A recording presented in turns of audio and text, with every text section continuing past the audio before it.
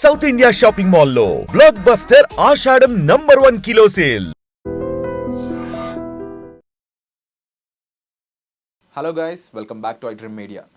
మీకు ఎప్పుడైనా అనిపించిందా మన రిలేషన్షిప్లో ప్రేమ కంటే కూడా అనుమానాలు ఎక్కువైపోతున్నాయి, కోపాలు గొడవలు ఎక్కువైపోతున్నాయి? అరే, ఈ మనిషి నన్ను ప్రేమిస్తుందా అసలు అనుమానిస్తుందా, నన్ను తక్కువ ప్రేమించినా పర్లేదు కానీ ఎక్కువ అర్థం చేసుకో, అలాంటి సిచ్యువేషన్స్ ఎవరికైనా ఎదురయ్యాయా? అది భార్యాభర్తల మధ్య అయి ఉండొచ్చు, లవర్స్ మధ్య అయి ఉండొచ్చు. ఇలాంటి విషయాలపై మనతో మాట్లాడడానికి మనతో ఉన్నారు పర్సనాలిటీ డెవలప్మెంట్ ట్రైనర్ అయిన రామ్ మెట్టు గారు. సార్తో మాట్లాడదాం. Hi sir. హలో అండి. జనరల్ రిలేషన్షిప్లో మీరు ఎన్నో విషయాలపై ఇంటర్వ్యూస్ ఇస్తూ ఉన్నారు. మీకు ఎప్పుడైనా అంటే ఇలాంటి క్వశ్చన్ అడిగారా? లైక్ అనుమానం ఉన్న చోటే ప్రేమ ఎక్కువ ఉంటుంది, ఎక్కువ మంది చెప్తూ ఉంటారు స్టేట్మెంట్స్. అనుమానం పడుతుందంటే ఎంతో ప్రేమిస్తుంది అన్నట్టు. కానీ ఎంత అనుమానం పడినా కానీ అర్థం చేసుకోవడం కూడా ప్రేమే కదా. కరెక్ట్. అర్థం చేసుకోకుండా కేవలం అనుమానించడం ప్రేమగా చూడొచ్చు అంటారా? లేదండి, అంటే బేసిక్గా చాలామంది ఒక రాంగ్ నోషన్లో ఉంటారు. ఏంటంటే నేను ఎంతో ఇష్టపడుతున్నాను కాబట్టే నేను అనుమానిస్తున్నాను, ఇష్టం ఉన్న చోటనే కదా అనుమానం ఉంటుంది అని ఇలాంటివన్నీ చెప్తా ఉంటారు. To an extent okay, right. So ఆ డౌటింగ్ అనేది ఇట్స్ అ న్యాచురల్ ఫినామినన్. అది అబ్బాయిలకన్నా సరే అమ్మాయిలకన్నా సరే ఒక రిలేషన్షిప్లో ఉన్నప్పుడు ఏంటంటే చిన్న చిన్న ఇన్సెక్యూరిటీస్ ఉంటాయి. అరే, వేరే వాళ్ళతో ఉంటున్నారా ఏంటి అని ఇన్సెక్యూరిటీస్ ఉంటాయి. కానీ అలా ఉన్నప్పుడు దాన్ని సార్ట్ అవుట్ చేసుకునే విధానం ఒకటి ఉంటుంది.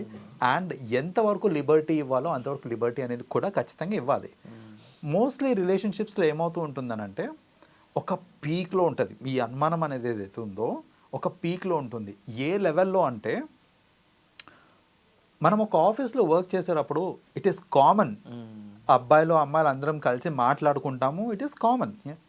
సో నేను ఒక అమ్మాయితో మాట్లాడుతున్నాను, జస్ట్ మాట్లాడుతున్నాను, అది వర్క్ పరంగానే అవ్వచ్చు, మాట్లాడుతున్నాను అయినా కూడా డౌటింగ్ వస్తుంది. లైక్ ఫ్రమ్ మై స్పౌస్ కానివ్వండి, నా పార్ట్నర్ నుంచి డౌట్, ఆ డౌట్ అనే ఎలిమెంట్ వస్తుంది అని అంటే దట్ ఈస్ రెడిక్యులస్ యాక్చువల్గా. నేను ఇంక ఎవరితోటే మాట్లాడొద్దు, ఓన్లీ అబ్బాయిలతోటే ఉండాలి అంటే కుదరదు. అలాగే మీ పార్ట్నర్ కూడా అమ్మాయి అన్నా కావచ్చు, మీతోటే ఉండాలి, మీతోటే మాట్లాడాలి, నిన్నే చూడాలి అంటే అది పాసిబుల్ కాదు, right. So we have to understand that. So చాలామంది ఏంటంటే డౌట్ పడి ఫోన్లు తెలియకుండా చెక్ చేసేయడము, ఈ మధ్యన కొన్ని అప్లికేషన్స్ కూడా వస్తున్నాయి, దాంతో ఏంటంటే ఫోన్లు ట్యాప్ చేసేయడము, వాళ్ళ యాక్టివిటీస్ మొత్తంని ట్రాక్ చేయటము. సో ఇలాంటివన్నీ చేయటం వల్ల ప్రాబ్లం ఏమవుతుంది అని అంటే మీరు ప్రేమించి సరదాగా హ్యాపీగా ఉండాల్సిన లైఫ్ అండ్ రిలేషన్షిప్ని ఈ కాంప్లికేట్ చేసుకుంటూ ఉంటాం అనమాట. ఈ అనుమానం అనే దాంతో కాంప్లికేట్ చేసుకుంటున్నాం మనం.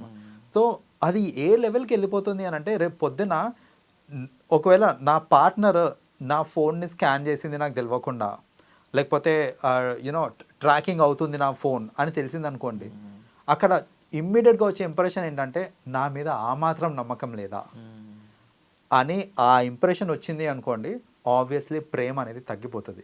సో ప్రేమ తగ్గిపోయినప్పుడు ఇంకేంటంటే ఇంకా రిలేషన్షిప్కి మీనింగ్ ఏముందండి అక్కడ? సో మీరు హ్యాపీగా ఉండాలి రిలేషన్షిప్లో అని అంటే first of all trust factor అనేది చాలా ఇంపార్టెంట్. పద్దాకా అనుమానిస్తూ ఉండడం అనేది కరెక్ట్ కాదు చిన్న చిన్న విషయాలకి. ఇప్పుడు మీరు చెప్పిన విషయాల్లో ఎక్కువ శాతం ఏంటంటే వాళ్ళ బిహేవియర్ చాలా క్లియర్గా కనిపిస్తూ ఉంది. మీరు అన్నారు వాళ్ళ ఫోన్ చెక్ చేయడం వరకు వెళ్ళడం కానీ. అంటే ఇక్కడ మెయిన్ పాయింట్, ఒక అమ్మాయి తన ఫోన్ చెక్ చేస్తుంది అన్నప్పుడు వాడికి ఒక ఇన్సెక్యూరిటీ అనేది వస్తూ ఉంటుంది. ఇక్కడ పాయింట్ ఏంటంటే సెన్సిటివిటీ పాయింట్స్ అన్నీ కూడా నువ్వు తప్పు చేయకపోతే ఎందుకు భయం అనేది వాళ్ళు అడుగుతూ ఉంటారు. కరెక్ట్. ఆ క్వశ్చన్ కంటే కూడా ఒక పక్కనే వీడికి అనిపించింది ఏంటంటే దాన్ని నిజం చెప్పలేక తప్పు చేసిన వాళ్ళు కొంతమంది బయటపడుతూ ఉంటారు. కానీ ఏ తప్పు చేయని వాడు జనరల్ మెసేజ్, ఇప్పుడు ఏదో హాయ్ అని వచ్చినా వీడు రిప్లై ఇచ్చినా ఇవ్వకపోయినా దాన్ని అనుమానంగా చూడడం వల్ల అబ్బాయిలు ఎంత ఇబ్బంది పడుతున్నారో, అలాగే అబ్బాయిలు కూడా కొంతమంది అమ్మాయిలకి రిలేషన్షిప్లో వాళ్ళు ఎవరితోనో చాట్ చేసిన రెగ్యులర్ చాట్, వర్క్ పర్పస్ అయి నుంచి ఇంకోటి ఉండొచ్చు, అబ్బాయిలు కూడా అదే రకమైన ఇంటెన్సిటీతో ఎందుకు చేస్తున్నావు, ఎవరు చేస్తున్నావు, అది అబ్బాయి అయినా అమ్మాయి అయినా రియాక్ట్ అయ్యే విధానం కానీ వాళ్ళు అర్థం చేసుకోని విధానం కానీ రిలేషన్షిప్ని ఏ విధంగా దెబ్బతీసే స్కోప్ ఉంటుంది?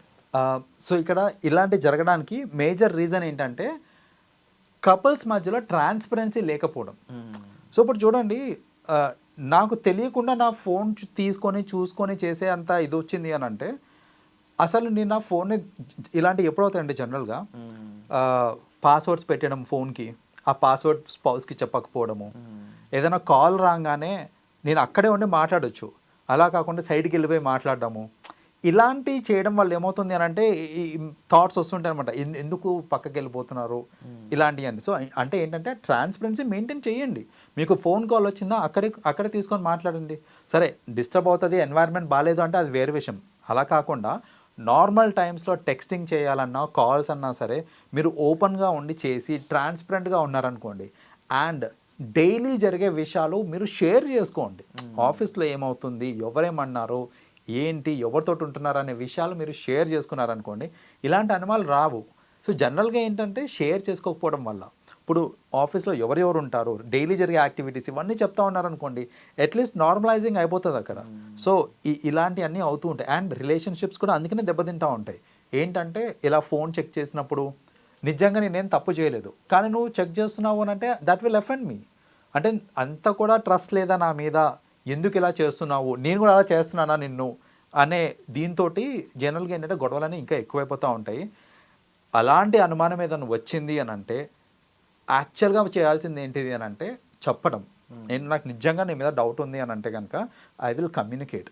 ఏంటంటే నాకు ఈ మధ్యన నీ బిహేవియర్ కొంచెం నచ్చట్లేదు, this is how you're behaving which is causing like నాకు డౌట్స్ అనేది క్రియేట్ చేస్తుంది అనేసి నేను కమ్యూనికేట్ చేసుకుంటాను.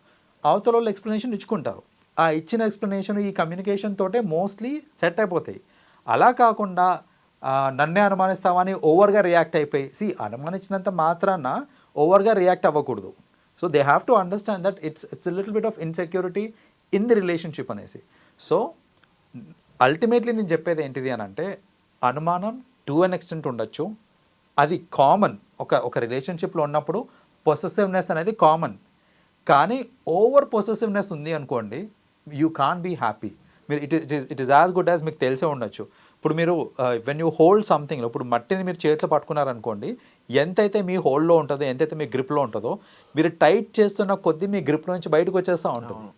Similar thing in relationships also. ఏంటంటే మీరు ఎంత గట్టిగా పట్టుకుందామో, ఎంత స్ట్రిక్ట్గా ఉందామని అనుకుంటే అంత చేయి జారిపోతూ ఉంటారు వాళ్ళు. అలా కాదు, దానికి కూడా ఒక లిమిట్ అనేది ఉంటుంది. అండ్ డెఫినెట్లీ మీరు చెప్పిన ఈ పాయింట్స్ అన్నీ కూడా ప్రతి ఒక్కరు అర్థం చేసుకోగలిగితే వాళ్ళ ఫ్యూచర్ కానీ అవన్నీ చాలా బాగా వాళ్ళు లివ్ చేయొచ్చు. అండ్ డెఫినెట్లీ వీటిపై చాలామందికి ఇంకా ఒక కౌన్సిలింగ్ అయ్యి ఉండొచ్చు, లేదంటే ఒక లెక్చర్ అయ్యి ఉండొచ్చు, డెఫినెట్లీ కావాలి. ఎందుకంటే వాళ్ళ బిహేవియర్లో వాళ్ళకి ఎటువంటి తప్పులు అర్థం కావడం లేదు, తెలుసుకోవడం లేదు. సెల్ఫ్ రియలైజేషన్ అనేది అంత ఈజీ కాదు, definitely I agree. But self realisation లేకపోవడం వల్ల వాళ్ళు చేసే మిస్టేక్స్ అయి ఉండొచ్చు, అవతల వాళ్ళ మనసుని విరగొట్టడం అయి ఉండొచ్చు. ఒక్కసారి అవన్నీ అయిపోయాక ఎన్నిసార్లు చెప్పుకున్నా, ఎంత బతిమాలుకున్నా ఏది వెనక్కి రాదు. ఆ గ్యాప్ క్రియేట్ అయిందంటే అది ఇంకా తగ్గించడం కష్టం రిలేషన్షిప్స్లో. And thank you so much for such information sir. ఇలాంటి ఎపిసోడ్స్ మళ్ళీ మీకు కావాలనుకున్నట్లయితే తప్పకుండా కామెంట్ సెక్షన్లో మీ అభిప్రాయాన్ని కూడా మెన్షన్ చేయండి.